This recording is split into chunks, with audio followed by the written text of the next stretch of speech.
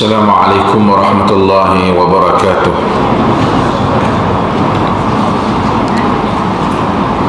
Innal hamdalillah nahmaduhu wa nasta'inuhu wa nastaghfiruh wa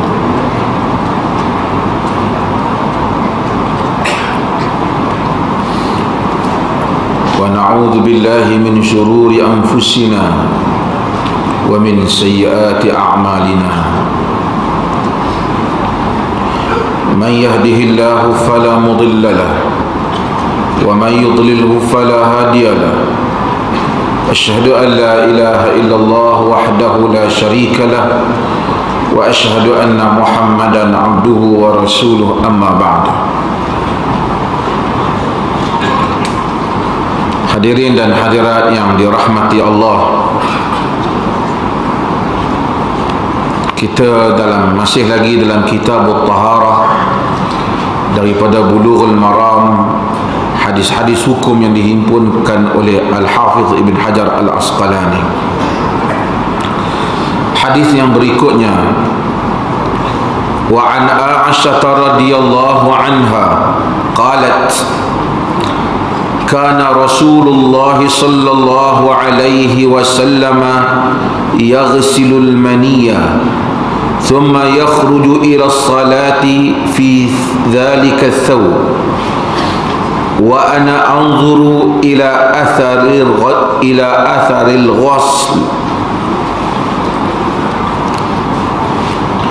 متفق عليه. ولمسلم لقد كنت أفركه من ثوب رسول الله صلى الله عليه وسلم فركا فيصلي فيه.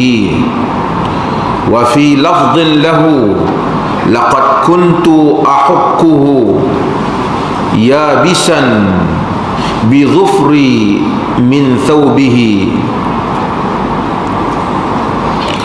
Daripada Aisyah radhiyallahu anha qalat, katanya, kana Rasulullah sallallahu alaihi wasallam yaghsilul maniyya thumma yakhruju ila salati fi dhalika ath-thawb wa ana anzuru ila atharil ghasli. Bahawasanya adalah Rasulullah sallallahu alaihi wasallam yaghsilul maniyya, membasuh mani.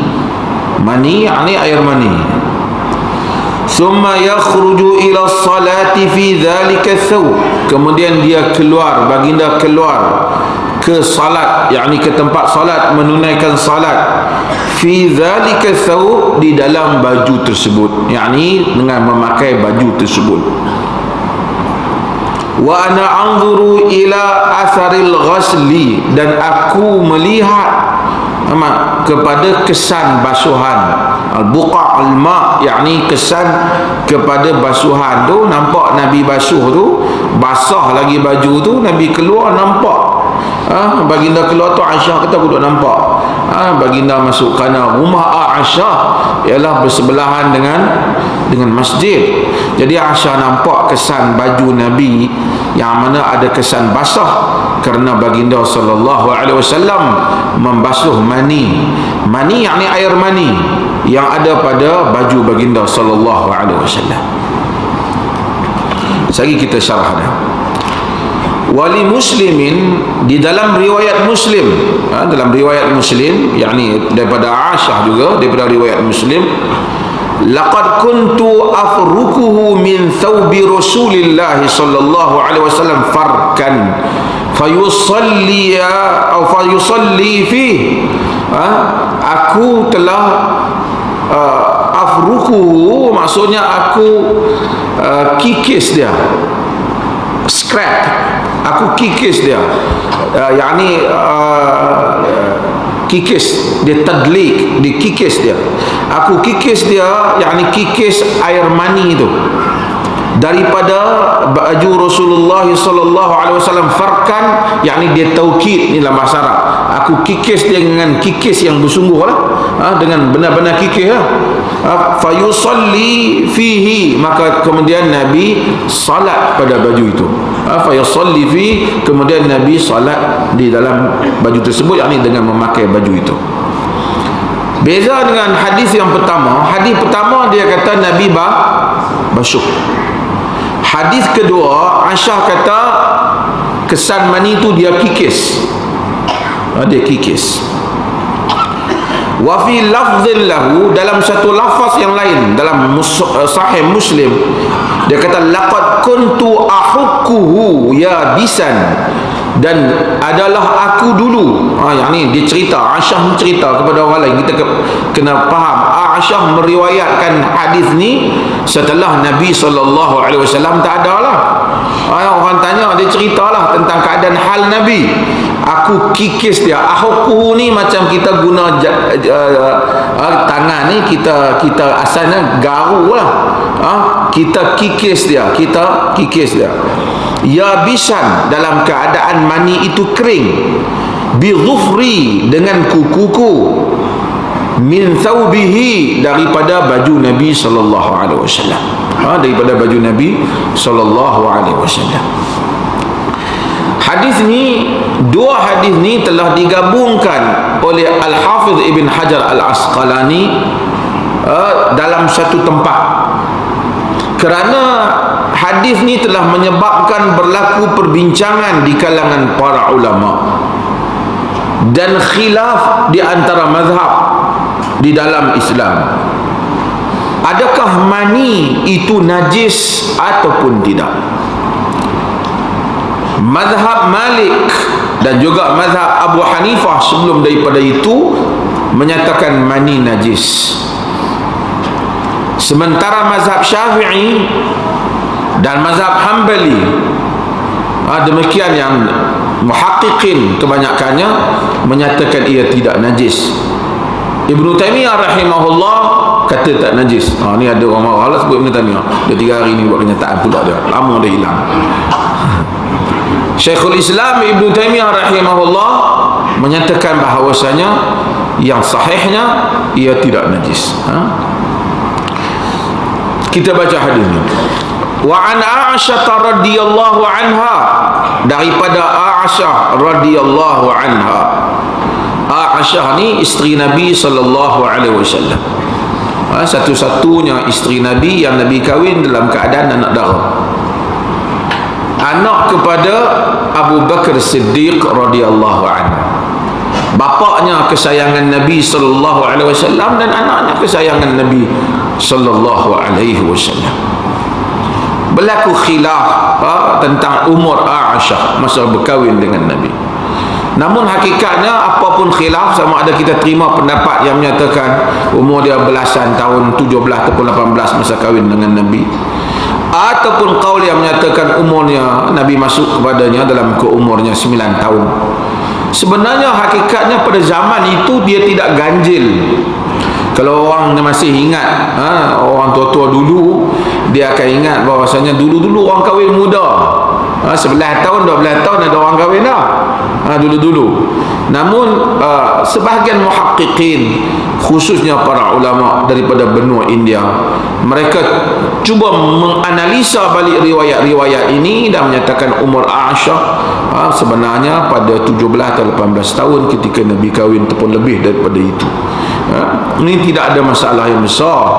Kalau nak kata pun tidak mengapa. Cumanya kitab-kitab ahli hadis dan Ibn Hajar Al-Asqalani dan muhaqqiqin sebelum ni memang tidak menyebut mentarjihkan pandangan itu. Siapa yang mentarjihkan juga tidak menjadi masalah, kerana qaul mentarjihkan itu juga mempunyai wajah yang kuat untuk menyatakan umur Aisyah ketika kahwin dengan Nabi 17, 18 dan seterusnya. Aisyah radhiyallahu anha, ini kelebihan isteri Nabi. Nabi ni dia kahwin dengan Aisyah. Aisyah ni dia muntahaz zakat, dia penghujung segala kebijaksanaan. Bijak Aisyah ni. Dia adalah banyak meriwayatkan hadis daripada Nabi sallallahu alaihi wasallam. Faqihah, seorang yang faqih, faham. mengkritik riwayat-riwayat sahabat yang lain, menjadi rujukan sahabat tanya hukum kepadanya. Jadi sahabat tanya kepada Aisyah radhiyallahu anha, dia mufti, pasal dia keluarkan pandangan fatwa, dia keluarkan hukum, dia tahu apa yang sahabat lain tak tahu. Cerita seperti mani dan seumpamanya ini, yang cerita di rumah, persetubuhan dan seumpamanya, tak mungkinlah orang lain tahu melainkan isteri-isteri Nabi sallallahu alaihi wasallam. Syiah ni dia marah sangatlah ke Aisyah ni. Dia kata, Aisyah tengok ni cerita mani lah apa semua ni, Aisyah ni dia kata lucah dia. Ni yang Syiah, otak dia fikir gitu ya. Yang lucahnya yang dia muta'ah tu kan. Okay. Tapi Aisyah radhiyallahu anha, daripada Aisyah banyak hukum hakam syarak diketahui. Dia cerita, dia cakap Aisyah, dan dia sangat kritis, dia kritik sahabat lain. Al-Imam Zarkashi telah menghimpunkan kritikan Aisyah terhadap sahabat lain begitu banyak dalam kitabnya Al-Ijabah li Iradi Mastadrakat wa Aisyah ala sahabah. Dihimpun banyak riwayat-riwayat Aisyah kritik Ibnu Umar, kritik Abu Hurairah, kritik riwayat mereka. Aisyah kata tak betul macam tu. Hadis-hadis yang mereka riwayatkan kadang-kadang betul pula Aisyah, banyak juga betul. Kadang-kadang hak dia kritik pun tak apa nak tepat sangat. Kerana sahabat lain kadang-kadang mendengar benar apa yang Nabi kata, yang Aisyah bantah itu.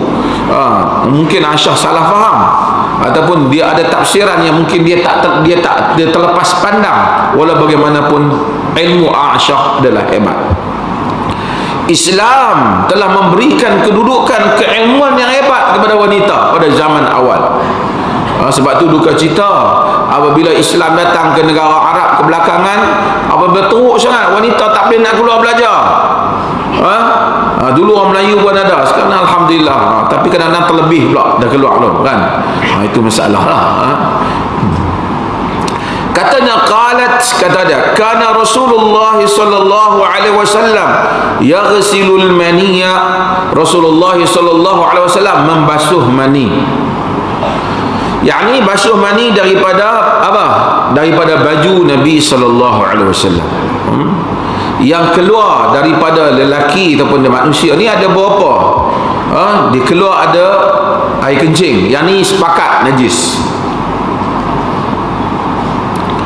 Yang keluar daripadanya ialah wadi, air keruh, yang bercampur biasanya bersama dengan air kencing tu, sebelum air kencing, ini juga adalah najis. Madhi dia najis, dia bukan, tetapi najis dia tak seperti air kencing, kerana ada hadis menunjukkan seolah-olah boleh renjis kepadanya. Najis tapi dia tidak seberat najis yang sebelum ini. Mani khilaf para ulama, najis ataupun tidak. Yang sahih dia tidak najis. Yang sahih ia tidak najis. Yang sahih ia tidak najis. Mani ni, apa maksud mani? Mani ialah air likat putih yang keluar daripada manusia. Al-Quran kata fal yanzuril insanu mimma khuliqa min ma'in dafiq. Insan tu tengoklah dia daripada apa dia diciptakan. Dia diciptakan daripada air yang dafiq. Dafiq ni yang keluar kuat, yang keluar memancut. Jadi para ulama bahas, jika sekiranya ia keluar, dia keluar ni tak memancut umpamanya, adakah dia termasuk di dalam mani ataupun tak? Yang diwajibkan mandi, nanti kita akan sebut. Kita akan sebut perbahasan ini. Ada orang keluar kerana syahwat, ada yang keluar kerana penyakit, ada yang keluar kerana tiba-tiba dia keluar, tak tiba-tiba ada keluar. Dia panggil qataratul mani, qatarat, titisan mani. Para ulama bahas, jika ia keluar tanpa ada rasa apa-apa, tak ada rasa syahwat, dia keluar, adakah dia wajib mandi ataupun tidak?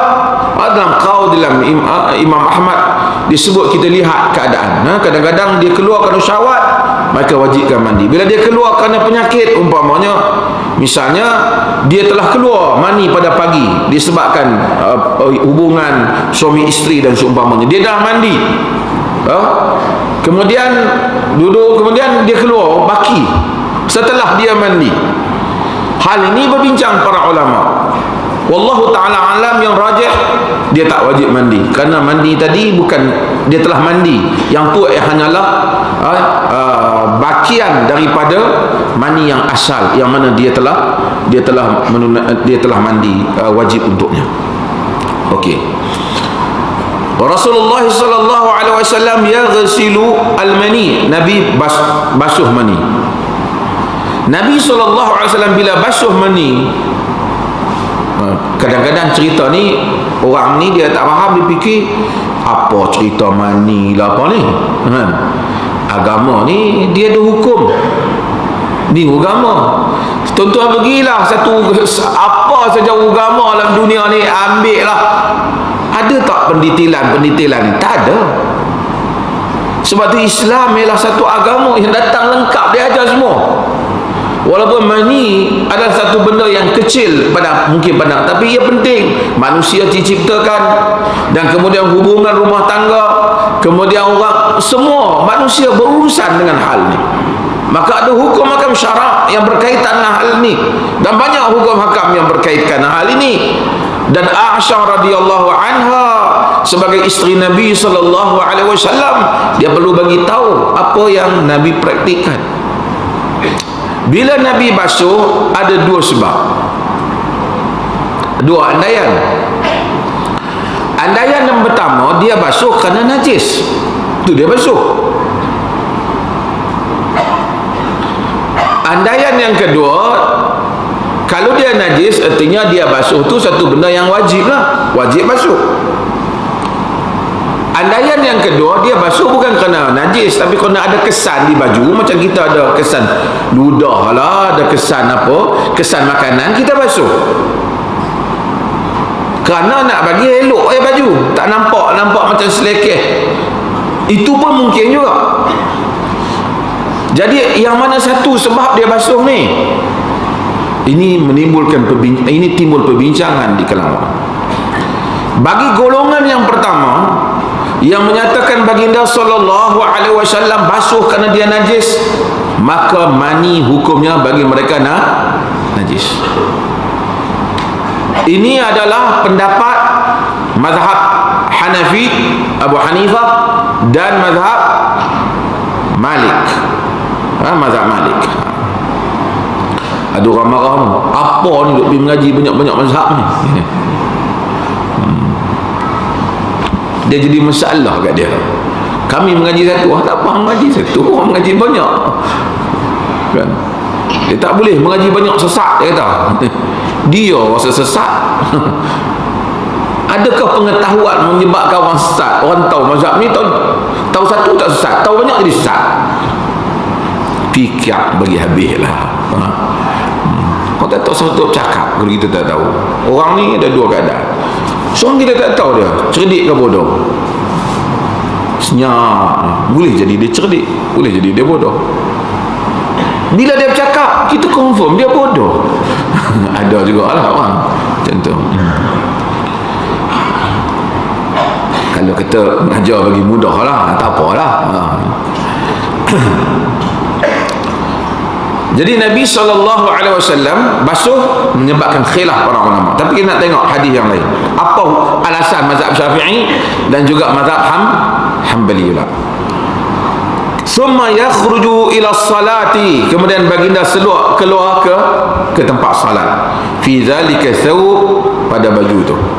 Wa kuntu anzuru ila atharil ghasli, aku nampak, duk tengok, yakni mata aku duk tengok kesan basuh tu, duk basah lah baju Nabi.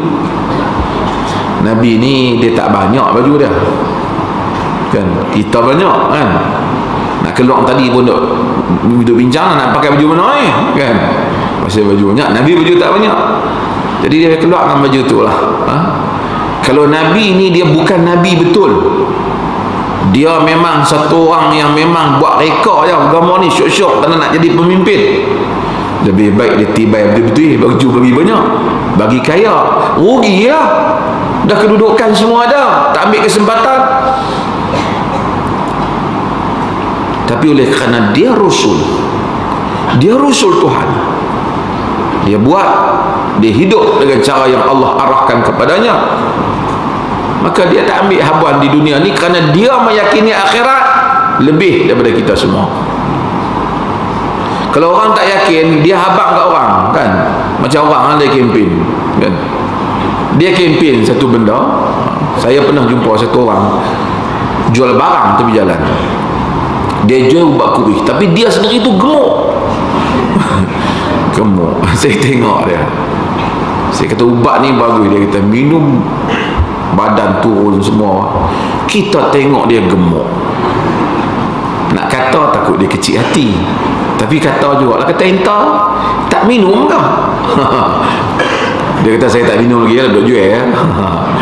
Betul tak macam tak, anak kata menunjukkan, tak tahulah buat ni berkesan ke tak tahu, menunjukkan entah sendiri tu tak yakin. Dia kata saya yakin, siapa dia tak minum? Dia kata tak apa, bagi orang minum dulu. Artinya dia tak yakin lah, kalau tidak tentulah, melainkan dia sendiri nak jadi gemuk, tapi tengok dia pun nak turun ambil ubat tu pun penat lah. Jadi sebab macam itulah manusia. Kalau kita kempen satu benda, kita tak percaya, kita ceramah tu hebat, tapi kita tak buat. Sebab apa? Kita tak percaya. Nabi SAW dia dia manusia yang paling bertakwa, dia manusia yang paling saleh.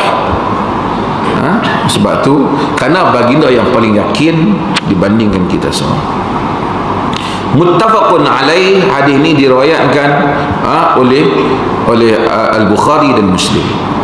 Habis, kalau berdasarkan hadis ni, nampaknya macam ada hujah, walaupun tak pasti lagi, kepada mazhab Hanafi dan Maliki.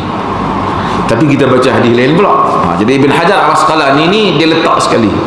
Ibn Hajar ni mazhab apa? Ibn Hajar ni mazhab Syafi'i.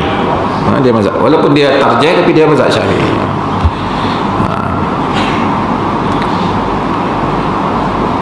Kita Umdatul Ahkam kita mengajar dia perlih ni kan, Abdul Ghani An-Maqdisi, kita mengajar kitab dia mazhab Hanbali kan.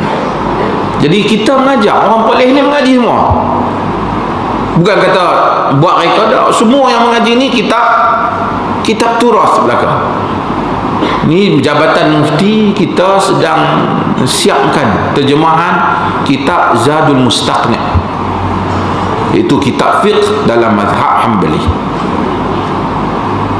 dan kita terjemah pun cara lama, cara harfiah lama. Maka ini adalah macam tu kan? Dan akan dicetak dan dibaca di masjid-masjid. Kita cetak pun jawi, bagi dia baca, bagi baca. Tu imamnya, Tok Khatib ada baca khutbah jawi kan, sama kemetat kan. Supaya ada hubungan kita dengan turas. Dalam masa yang sama kita melihat realiti pada hari ini. Wali Muslimin, dalam riwayat Muslim, Aisyah juga, Aisyah cerita peristiwa yang lain pula. Laqad kuntu afrukuhu min thawbi Rasulillah sallallahu alaihi wasallam farkan fayusalli fi. Adalah aku dahulunya mengikis mani daripada baju Rasulullah sallallahu alaihi wasallam dengan kikisan, dan baginda salat pada dengan baju itu. Kalau mani itu najis, maka tak boleh kikis, dia nak kena basuh. Hadis ini, hadis Aisyah ni telah dijadikan alasan oleh mazhab Syafi'i dan Hanbali yang menunjukkan mani tidak najis. Yang Nabi basuh tu, basuh macam biasa lah, pakaian basuh. Kalau keluar orang nampak kesan mani di baju kan tak elok, dia basuh lah. Dan Aisyah kikis mani, dia tak basuh, menunjukkan tidak wajibnya untuk basuh mani. Maka mani di sisi mazhab Syafi'i dan Hanbali ia tak najis, ia tidak najis. Dan yang mana masa apa Nabi basuh? Kalau basah tak boleh nak kikis dengan tangan. Aisyah kata, laqad kuntu ahuttuhu yabisan bi dhufri min thawbih, aku kikihnya ketika dia kering dengan kukuku daripada pakaian Nabi sallallahu alaihi wasallam. Hadis ni ada beberapa perkara, iaitu yang pertama ialah mani. Soalan yang pertama, mani Nabi sallallahu alaihi wasallam. Mani ini terhasil daripada apa? Mani Nabi sallallahu alaihi wasallam. Nabi ni manusia bashar. Jangan kita ingat Nabi ni dia tak tidur, dia tak makan. Yang ni ada orang pula tu yang nak buat Nabi ni, lepas tu bila dia menyanyi selawat di padang Nabi mai.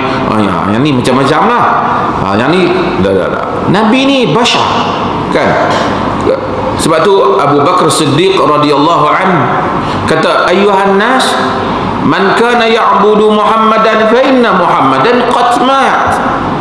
Wahai manusia, siapa yang sembah Muhammad, Muhammad telah mati.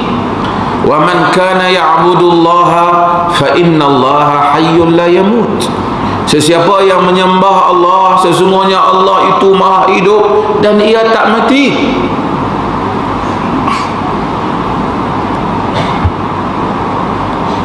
Ada orang dia kata, siapa kata Nabi mati, rosak akidah. Abu Bakar kata ni mati. Takkan Nabi hidup dia orang pergi ke bumi kan? Nabi mati. Soal kehidupan di alam barzakh, macam orang mati syahid, wala taqulu liman yuqtalu fi sabilillahi amwat, jangan kamu kata orang yang dibunuh pada jalan Allah itu mati, bal ahya, bahkan mereka hidup, itu hidup barzakh, barzakhiyah, bukan hidup bangkit duk main majlis zikir. Dah Nabi mati. Hadirin yang dirahmati Allah, Nabi ni bashar. Dia menggauli isterinya. Dia ada mani, dia ada letih, dia ada peluh, dia ada ludah, dan dia orang berbekam, dah ada darah. Dia bashar. Qul innama ana basharun mislukum. Katakanlah aku ini manusia sama seperti kamu. Itu Nabi. Kalau Nabi itu mari bukan manusia, kita tak boleh tiru dia. Dia tak makan, tak ada sunnah makan. Dia tak tidur, tak ada sunnah tidur. Dia tak menggauli isteri, tak ada sunnah menggauli isteri. Dia tak letih, macam mana kita nak ikut dia? Tapi dia letih, dia sedih, dia cedera, dia makan, dia lapar. Laqad kana lakum fi Rasulillahi uswatun hasanah. Sesungguhnya bagi kamu pada diri Rasulullah itu contoh yang terbaik, sebab kamu boleh contoh dia. Kalau kamu kata tak apalah, dia Nabi, dia tak sakit, dia sakit. Tak apalah, Nabi dia tak sedih, dia sedih. Kita pasal apa yang tak amalkan benda yang tak buat? Nabi lain. Nabi macam kita, dia manusia, cuma yuha ilaih, dia telah diwahyukan kepadanya. Dia diwahyukan kepadanya. Allah pelihara dia, disebut dosa, dia maksum dan seumpama yang tu tak apa. Tapi dia bukan kata dia satu orang tak tidur, tak makan, tak mengauli. Dia menggauli isteri. Mani Nabi ni timbul. Mani Nabi ni daripada apa? Daripada mimpi dia ke? Daripada persetubuhan. Semua tak berani jawab. Saya yang duk dengar ni kacau ni cerita ni bab ni. Para ulama secara sepakatnya bersetuju, hampir dikatakan semua pengulas syurah hadis menyatakan daripada persetubuhan. Kerana Nabi ni dia tak mimpi. Yang mimpi basah ni Nabi tak mimpi lah. Mimpi yang mengeluarkan air mani ni Nabi tak mimpi. Jadi mani ni hasil daripada persetubuhan. Bila hasil daripada persetubuhan, dia terkena di baju dia. Bila terkena di baju dia, dan mereka, dan tentulah kadang-kala bercampur dengan mani isteri, mani isteri. Maka jika mani lelaki Nabi SAW tidak najis, demikian mani wanita juga tidak najis. Kemudian para ulama berbincang tentang hukum-hukum yang lain. Dalam mazhab Hanafi, dia kata najis mani ini kerana dia keluar pada saluran yang najis. kesalahan air kencing, tapi itu bukan alasan. Itu bukan alasan. Dan mereka cuba alasan, mereka kata Aisyah kikih tu kaedah membersihkan mani. Macam mana kaedah membersihkan benda-benda yang lain? Itu kaedah mani, dia kata. Tapi dia najis lah tu, dia kena kikis. Tetapi hadis-hadis ini menunjukkan para ulama mazhab Syafi'i dan Hambali menyatakan ia tidak najis, kerana kalau najis kesan itu dia kikis, bukan boleh keluar semua. Bukan boleh darah najis, kita tak boleh kikis dia. Dan dalam riwayat yang diriwayatkan oleh Ibnu Abbas, dia kata mani ini bimanzilatil mukhat wal busaq wal buzaq. Mani ini macamlah dengan air hingus, air ludah, dan air ludah, hingus dan air air gelema, mungkin kahak, kahak, dan kemudian air ludah. Pada hukum dia macam tu, dia nampak macam jijik tapi dia tak najis. Kalau air ludah tu najis, jenuh kita setiap kali duk kena ludah najis duk dalam mulut kan. Jadi mani demikian juga, kata dia tak najis, kena pakai pakaian, nampak tak elok dan orang rasa jijik, kita basuh dia supaya tak nampak, kita hilangkan dia. Dan Aisyah radhiyallahu anha mengikis mani pada kain Nabi SAW kerana Aisyah nak hilangkan dia, Hadis ni juga bagi satu isyarat yang lain. Ini sampingan luar daripada hukum hakam syarak ni. Hukum hakam fiqh tadi ni yang berkaitan dengan ni ialah hadis ni bagi satu benda, iaitu Aisyah ni dia buat kerja dapur lah. Kerja apa?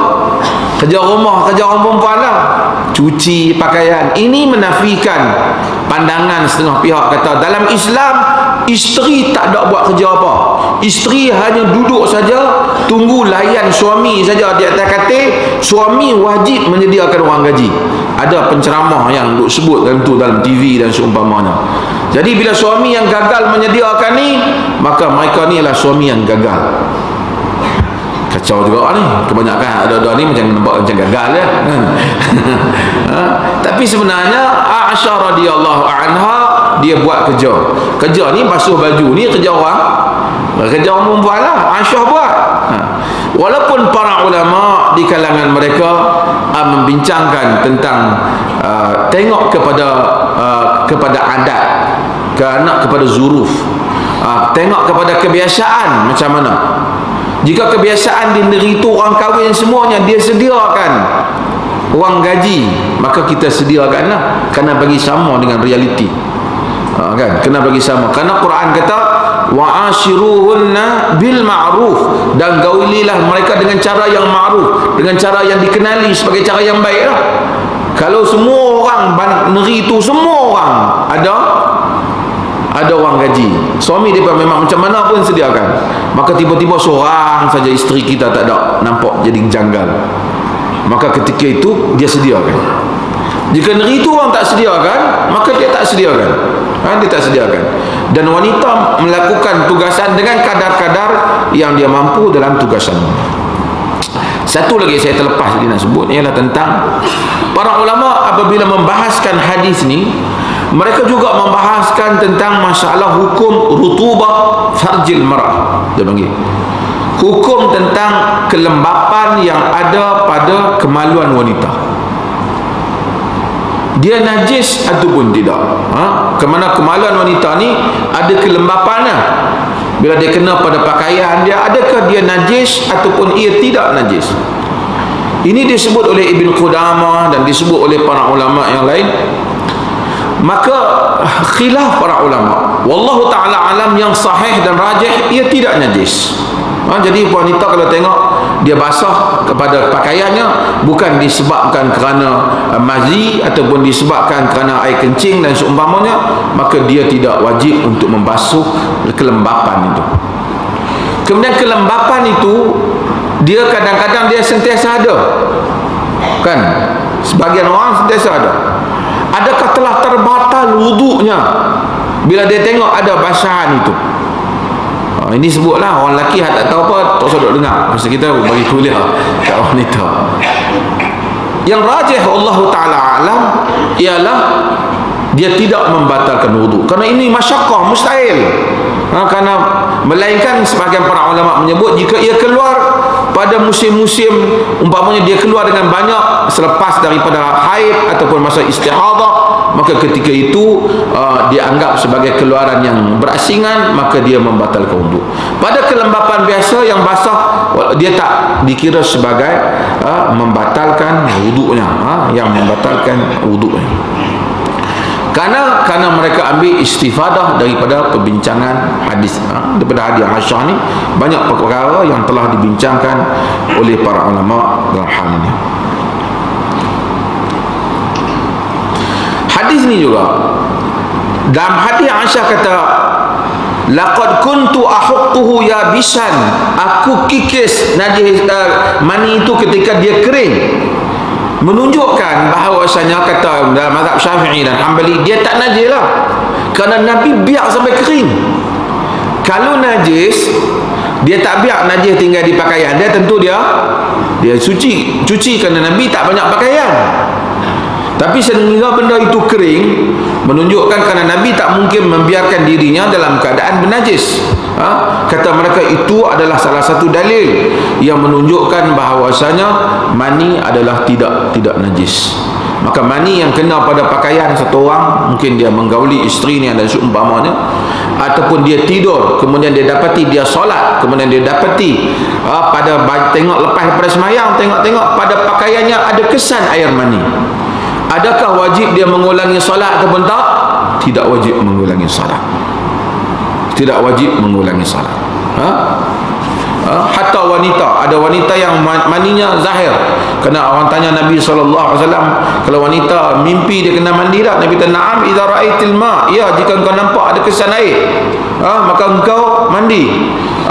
Jika dia mimpi dia tak nampak kesan apa, maka dia tak ada kesan lah. Tapi dia mimpi dia nampak ada kesan air mani, dia mandi. Hatta air mani wanita juga ia tidak najis berdasarkan kepada pendapat yang disebut dalam mazhab Hanbali dan dia juga sebut di dalam mazhab Syafi'i.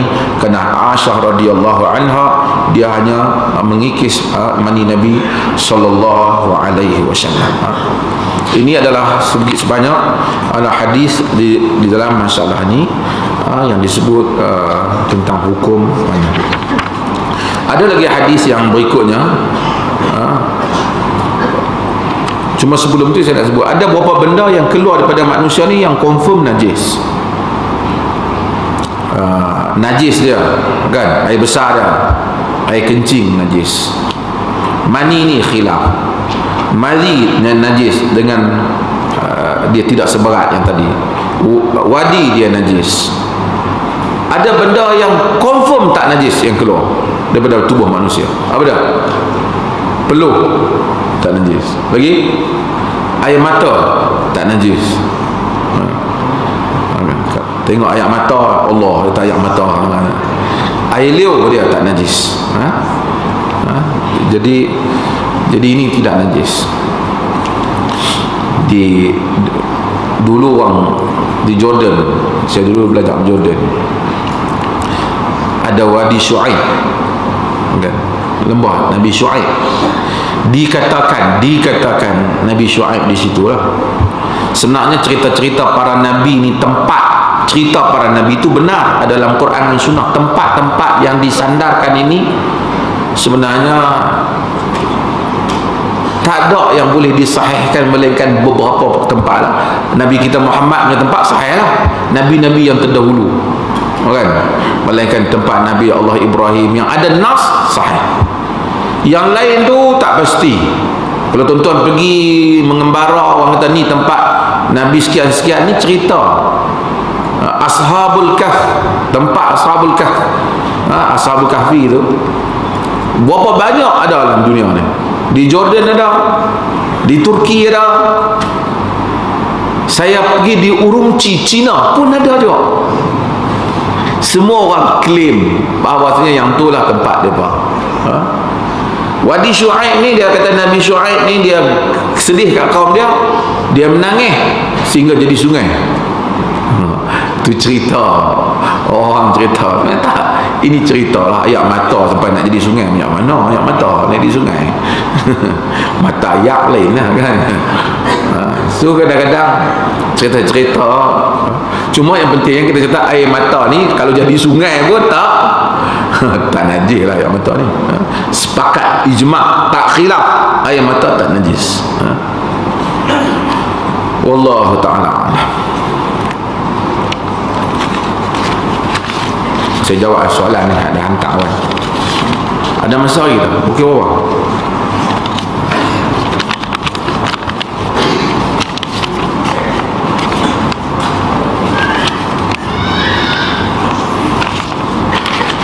Ni ada orang yang apabila dia datang ke kuliah kita ni, kemudian dia telah menunaikan solat, sedangkan katakanlah dia dah jamak, tak kira kuliah kita, kemudian dia masuk ke masjid, dia dengar kuliah. Bila dia dengar kuliah, sehari orang sembahyang Isya ataupun orang sembahyang waktu manakah, dia dah sembahyang dah jamak tadi, adakah dia perlu sembahyang juga ataupun boleh dia duduk saja di belakang? Ni soalan dia. Okey, ada berlaku di dalam hadis yang diriwayatkan oleh Al-Imam An-Nasa'i dan diriwayatkan oleh At-Tirmizi, bahwasanya ada dua orang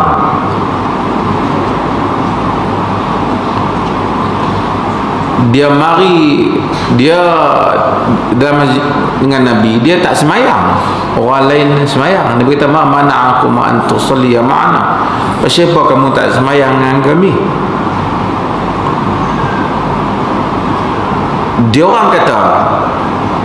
Dia kata kami dah semayang lah, qad sallaina fi rihalina, kami dah semayang dah di tempat kami masa sebelum mari.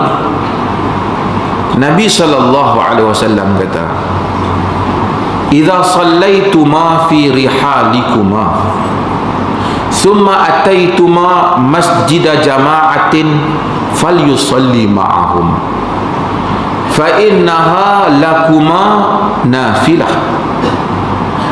Nabi kata, jika kamu semayang di tempat kamu berdua, kuma ni kamu berdua dah semayang di tempat kamu, kemudian kamu mari ke masjid yang mana orang sedang semayang Jumaat, Nabi kata falyusalli ma'ahum, semayanglah dengan mereka, falyusalli ma'ahum, semayang dengan mereka, fa innaha lakuma nafilatun, kerana semayang tu kira sunat untuk kamu, pahala dapat semayang sunat, dapat pahala sunat. Tadi dah buat wajib, semayang tu sebagai sunat, jadi dapat pahala lah. Kita semayang ni kita dapat pahala, kerana walaupun hadis ni Nabi kata nafilah, tapi Nabi dalam riwayat Nabi kata jangan buat macam tu, sebab walaupun sunat, Nabi sangat galakkan supaya tak mau orang sangka kita tak semayang.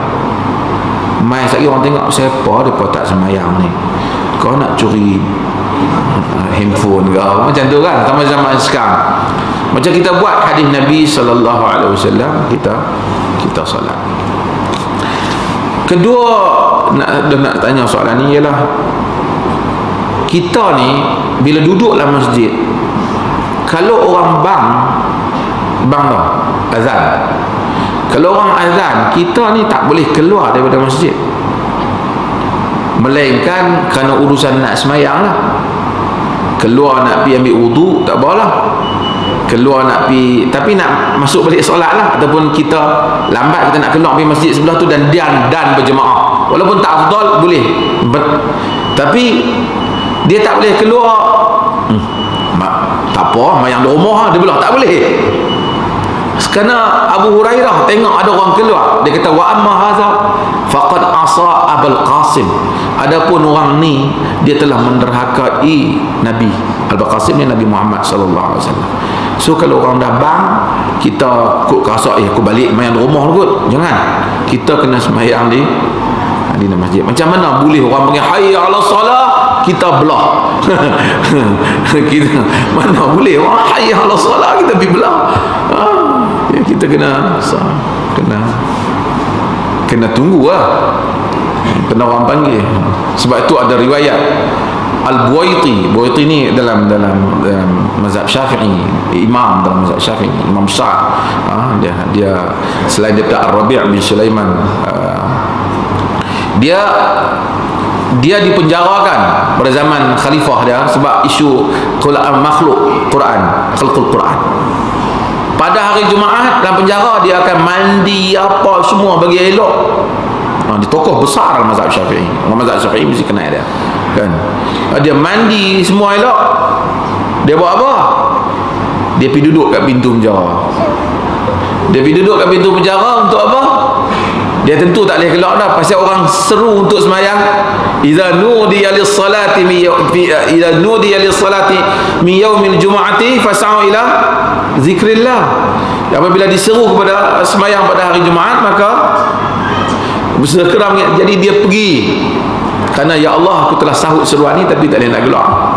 Tapi siap dengan mandi dengan apa, walaupun kerana nak mematuhi seruan Allah, supaya bila diseru kepada hari Jumaat maka fas'au ila zikrillah wa dharul bai', bersegera mengingati Allah dan tinggalkan jual beli. Kita tak boleh duduk dalam masjid bila hari keluar. Sila bang.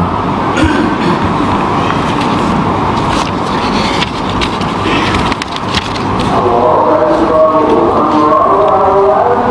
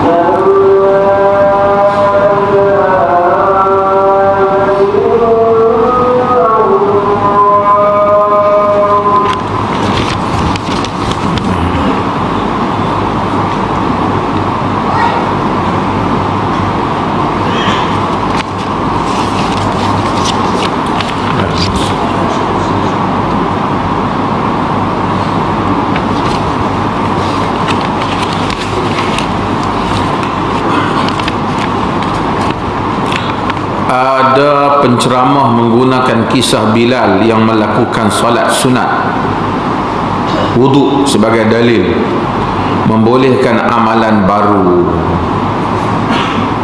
atau bid'ah dilakukan.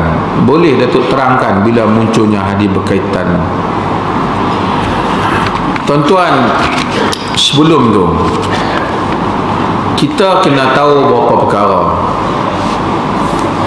Amalan-amalan yang dilakukan oleh sahabat Nabi SAW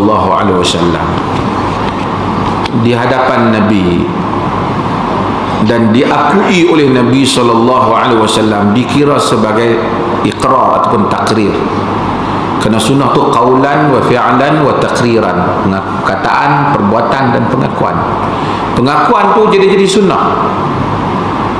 Hadis Bilal ni yang disebut ni, Bilal ni dia ada kelebihan. Nabi lihat dia di syurga. Jadi Nabi tanya dia apa dia kelebihan dia, apa dia amalan yang dia buat. Bilal kata, inni lam atatahhar bi tahurin fi sa'atin lailatin aw naharin illa sallaitu bidzalika tuhur ma kutiba li an usalli. Aku ni, hadis ini Bukhari Muslim, aku ni lam atatahhar tahuran, aku tidak berwudu dengan satu wudu fi sa'atin lailin aw naharin, pada satu malam, pagi, malam ataupun siang, illa salaitu bidzalika tuhur, melainkan aku semayang dengan wudu itu ma kutiba li an usalli, dengan apa yang patut aku semayang. Jadi mereka kata berdasarkan hadis ni, Nabi tanya apa dia amalan dia buat amalan tu, amalan semayang sunat wudu. Bila ambil wudu dia akan salat. Itu kelebihan dia. Semayang tu Bilal, pada andaian, pada pahaman mereka ni, Bilal reka sendiri. Jadi Nabi akui rekaan tu. Jadi sebab tu mereka kata kita boleh buat bid'ah, reka pergi semayang pun tak apa. Semayang rameh ke Rabu ke tak apa, Bilal pun reka. Yang pertama kita nak bagi tahu bahawasanya tak betul. Kalau tanya soalan tak betul ni, sebab semayang wudu ni ada hadis lain Nabi sebut. Nabi kata ma min muslim yatawaddau fayuhsinul wudu fayuhsinul wudu'ahu thumma yaqum fayusalli raka'atain muqbilun alaihima biqalbihi wa wajhihi illa wajabat lahul jannah. Dalam hadis Muslim, tak ada satu orang muslim yatawadda fayuhsinul wudu'ahu, dia berwuduk dan kemudian dia mengelakkan wudunya, summa yaqumu fayusalli, kemudian dia bangun dan kemudian bersalat, muqbilun alaihima fa yusalli rak'atain, sembahyang 2 rakaat, muqbilun alaihima, menghadap betul-betul sembahyang tu, biqalbihi wa wajhihi, dengan jantung hatinya, dengan wajahnya betul-betul khusyuk, illa wajabat lahul jannah, melainkan wajib untuk dia syurga.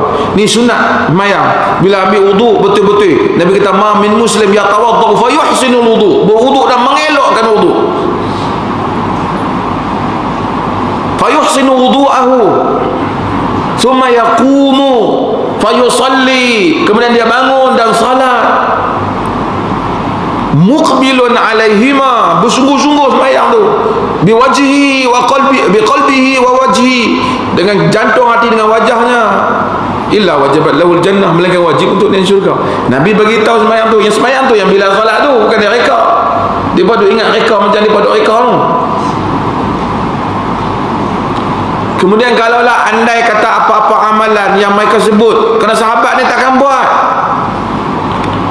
benda yang Nabi tak buat. Abu Bakar ajak nak kumpul Quran pun dia kata bagaimana aku nak buat benda yang Nabi tak buat. Padahal bukan buat Quran baru, teknik saja, teknikal saja, pun tak mau. Demikian Zaid.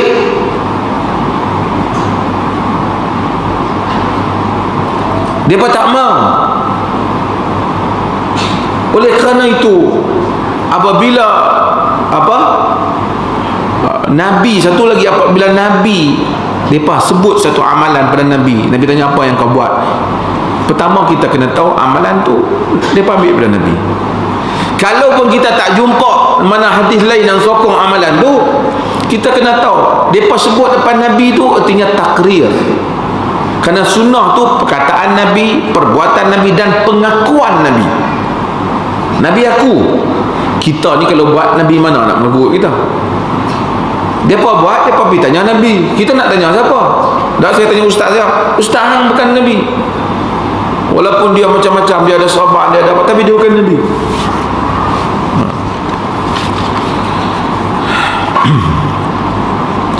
Bagi soalan.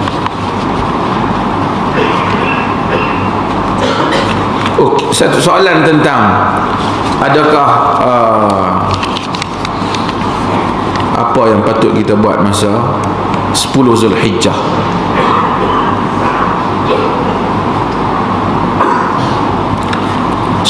Zulhijjah ialah hari yang paling afdal sekali dalam semua hari-hari. Afdalul ayyam. Dalam hadis yang diriwayatkan oleh Ibnu Hibban, Nabi SAW menyebut, ma min ayamin afdal indallahi min ayyamil ashr Zulhijjah. Tidak ada hari-hari yang lebih afdal di sisi Allah lebih daripada hari 10 Zulhijjah. Jadi 10 Zulhijjah ni Nabi kata afdalu indallah, yang paling afdal di sisi Allah. Sehingga sebagian ulama kata lebih afdal lagi pada 10 Ramadan. Yang akhir itu 10 Zulhijjah, awal sampai 10 afdal. Maka di kalangan para ulama menegaskan sedekah pada 10 ni bukan ke 10 hari Zulhijjah tu, daripada 1 sampai 10 tu lebih afdal daripada Ramadan. Puasa lebih afdal, salat lebih afdal. Bukan hak Ramadan tak afdal. Maksudnya Nabi kata ma min ayyam afdalu indallahi min ayyami ashr Zulhijjah. Tidak ada hari yang lebih afdal sisi Allah lebih daripada 10 Zulhijjah. Maka amalan pada 10 Zulhijjah ni sangat afdal. Bersedekah ke? Orang pergi haji lah. Kita ni boleh bersedekah, buat saja apa amalan yang sangat afdal. Sangat afdal. Walaupun nampak macam pelik sikit, kata betul kan? Tapi hadis tu, zahir hadisnya, Nabi kata paling afdal. Syekh Muhammad Salih Ibn Utsaimin dia menyebut bahawasanya, dia kata orang awam mungkin pelik kalau kita kata lebih afdal daripada 10 Ramadan. Tapi dia kata tidak pelik di sisi ahli ilmu kerana memang hadis buat macam tu. Bukan kata Ramadan tu tak bagus Ramadan tu. Tapi Nabi kata tidak ada hari yang lebih afdal daripada 10 Zulhijjah. Bukan hari 10 nombor 10 hari Zulhijjah tu kan. Ayam, hari-hari 10 Zulhijjah. Hari-hari 10 Zulhijjah.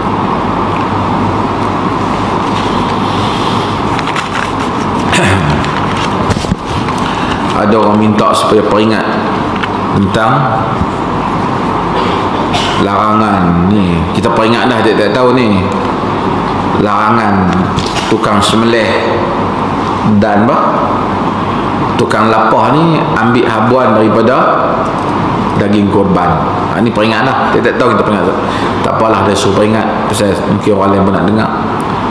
Kita dah bagi tahu berulang kali bahawasanya apabila kita korban, kita sembelih, semua sembelihan itu ibadah. Kita tak boleh jual. Kita dapat kata bahagian tumpuk kita buat kan, dapat satu paha ke apa bahagian kita pergi ambil 20 kilo kita jual. Tak boleh, pasal kita buat korban. Jual ni orang mungkin faham, jual ni menjual ni mungkin dia faham bagi duit, bagi barang. Tapi jual ni banyak cara.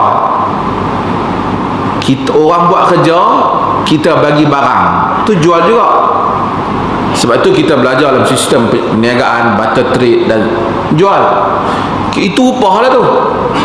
Kita kata ni, pi hang kerja dengan aku, tengah hari ni aku belanja nasi, tu sebenarnya bayar tu, upah lah tu. Kita bayar dengan nasi. Apabila kita suruh orang sembelih lembu untuk korban, kita bayar kat dia. Kita kata tak apa ni, hati, hak elok-elok. Yang ni bahagian tukang sembelih. Maksudnya kita bayar tenaga dia dengan menggunakan daging korban. Salah lah. Tak boleh. Kita telah jual daging korban. Sebab itu di dalam hadis yang diriwayatkan oleh Imam Muslim, Ali bin Abi Talib kata, amara Rasulullah sallallahu alaihi wasallam an aquma ala butni. Nabi SAW perintah supaya aku menguruskan binaan korban haji dia, Nabi SAW. Wa an atasaddaqa bilahmiha wa juludiha. Nabi supaya aku sedekah semua, daging dia, kulit dia, atau kulit pun tak boleh ambil jual kulit. Ni daging bagi, kulit kita jual, tak boleh. Wa alla u'tiya al-jazzara minha. Jangan, dan Nabi berpesan jangan bagi kepada penyembelih ke tukang lapah apa-apa. Kata Ali, nu'tihi min indina, kami bagi kat dia duit kami. Habis tu orang sembelih nanya, tak, begini. Ni kita dah ulas jika sekiranya dia datang, orang kita bagikan daging itu kerana nak membayar upah dia, habuan dia, kita kata dulu selalu buat macam tu, terutama bila sembelih tu ustaz ke tok guru ke, orang bagi kan, ni yang bagi orang sembelih ni, bagi kata ni bagian orang lapar. Jadi orang lapar tak minta duit dah kat kita pasal dia dah dapat daging. Yang ni jual daging.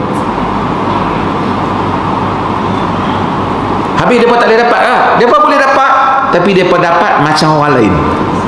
Kalaulah semua orang yang mari tu dapat seorang sebungkus daging, dia orang pun patut dapat jugalah, kerana dia orang pun ada di situ juga. Apatah lagi jika penyembelih tu miskin, memerlukan, kawan kita, ustaz kita. Kita bukan bagi kerana dia sembelih, kita bagi kerana macam mana kita bagi ke orang lain, dia dapat lah.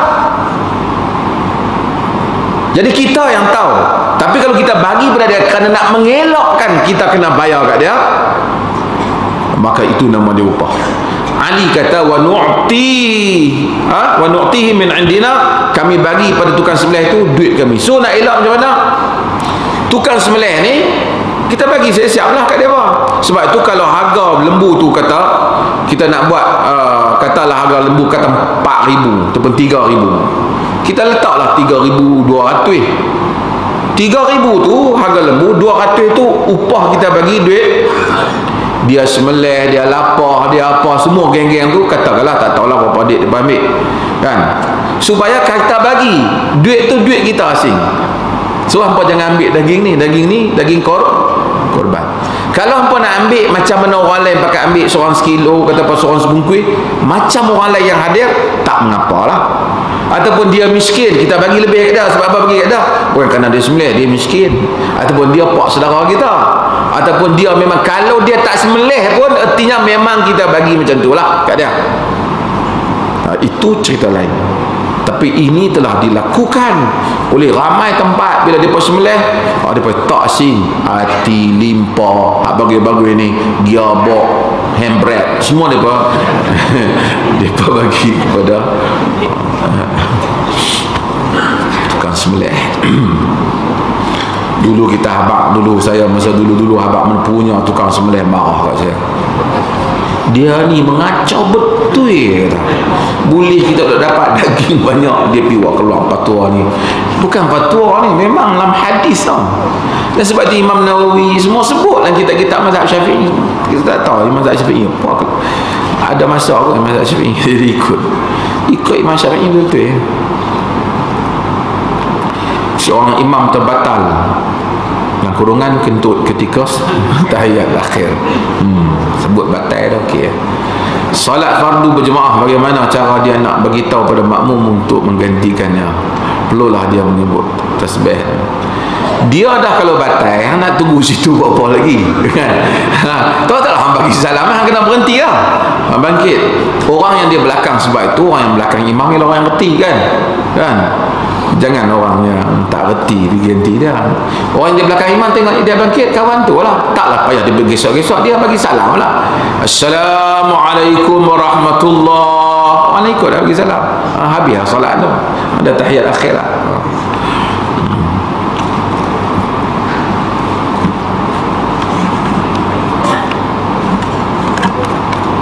Adakah sertu atau samak mesti guna air tanah? Sertu hanya pada berkajian. Yang ni semua kita dah ajak lah. Kawan kita ni mungkin baru main, dia boleh tengok dan kuliah-kuliah kita yang lepas. Pergi cari ni dekat PMT ni. Pada Sabtu 19 Ogos, doktor akan beri ucap pertama program simposium kesedaran dalam Quran. Tidakkah kumpulan G25 terdiri kumpulan pemikir Islam? Saya pun tak ingat dah jadual ni. Tuan-tuan, orang panggil kita berucap, kita pergi ya. Bukan mesti kita setuju dengan penganjur ke apa. Penganjur panggil, yang penting dia kata, kalau dia kata tak boleh bercakap, yang kacau. Kita kata nak dakwah pada liberal apa, tapi tak mau bercakap pada apa. Macam mana? Ni lah orang kita, kan? Kadang-kadang macam tu setengah orang. Dia komplain benda yang dia tak tahu. Kadang-kadang dia tahu pasal apa kita komplain. Tengok dia ramai komplain, tak boleh lah. Jangan orang makan dedak, kita makan dedak lah.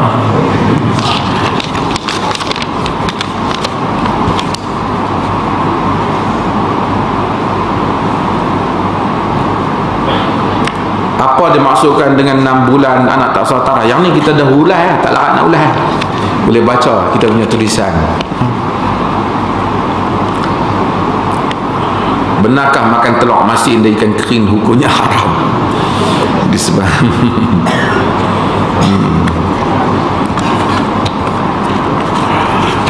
dia kata ikan kering. Tuan-tuan, kita dah bahas ikan lautan najis. Hari tu kita dah bahas kan?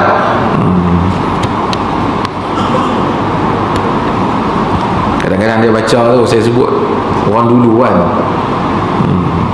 dia baca kitab silap. Ni memang ada perbahasan, tapi saya cerita lain lah. Yang saya cerita, dia baca baris salah, dia baca kitab Jawi kan? Tu yang baca apa? Pada malam Isra' dan Mi'raj, naiklah Nabi akan beruk sampai di bawah Mekah. Naiklah Nabi akan barakah, dia baca beruk sampai bawah mim bumi, dia baca sampai di bawah Mekah. Tanya, adakah zaman dulu ada bom? Dia kata dalam kitab ni semua ada dah. Dia kata, cara jawab. Lepas tu orang tanya dia lagi, dia baca kitab lagi.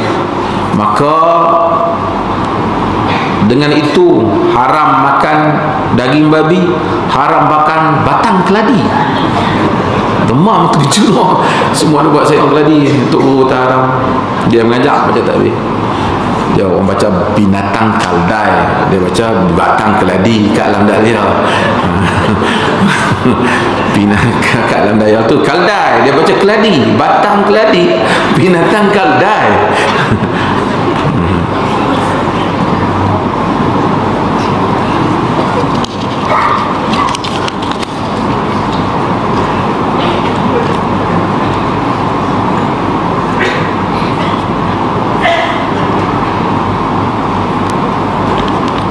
Apa hukum sembelih ayam yang tak semayang? Ayam tak semayang?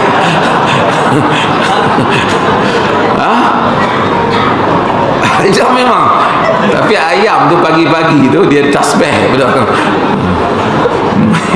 Main judi dia. Ni orang yang sembelih tu kot.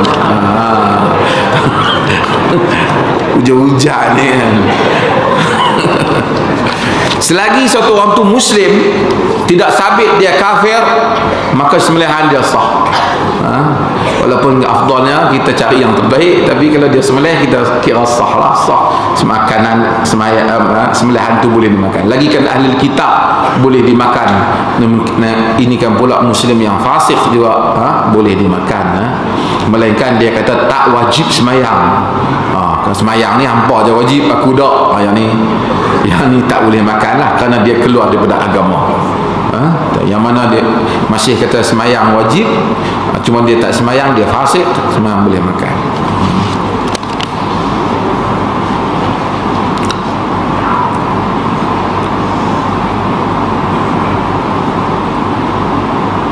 Kalau dia balik, dia tak berkenan dengan orang menggantikan imam, macam mana pula hukumnya? Ini pun satu hal. Kita semayang, Nabi cerita fitnah akhir zaman. Semayang kita ikut, semayang kita sah. Kita tak berkenan dengan imam tu, itu satu hal, tapi semayang kita sah. Walaupun imam asalnya dilantik di kalangan orang yang baik, kan, aqra'uhum li kitabillah, yang paling dapat baca kitab Allah, wa a'lamuhum bisunnah, yang paling tahu sunnah, tapi dia dah naik jadi imam, tak perlulah kita balik. Kita tak boleh balik. Kalau kita balik, kita berdosa. Pasal orang dah qamat, kita balik, macam tak suka tu. Melainkan kita yakin dia tu kafir. Itu berlaku dulu ni, geng-geng tu. Tapi kalau kita tak tuduh orang kafir, kita kena semayang. Dia ada bab, para ulama hadis sebut salat khalful fajir, semayang di belakang orang fajir, orang yang jahat. Hatta sahabat semayang di belakang Hajjaj bin Yusuf Al-Thaqafi. Semayang kita sah. Masalah dia.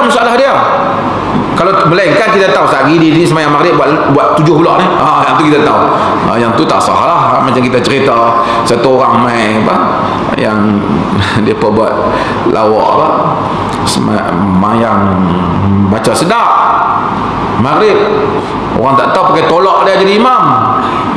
Mayang, baca sedap, orang tengok siapa tu imam tak main, tolak dia pergi. Dia kemas, tengok baca pakai jubah, baca sedap. Pas mayang dia peluk semak, bagi orang mana ni? Dia kata bagi baca sedap. Tu baru semayang, tak ambil wudu. Sekali kalau ambil wudu lagi sedap. Yang tu kita tak boleh semayang lah dengan dia. Tadi siapa cerita kat saya?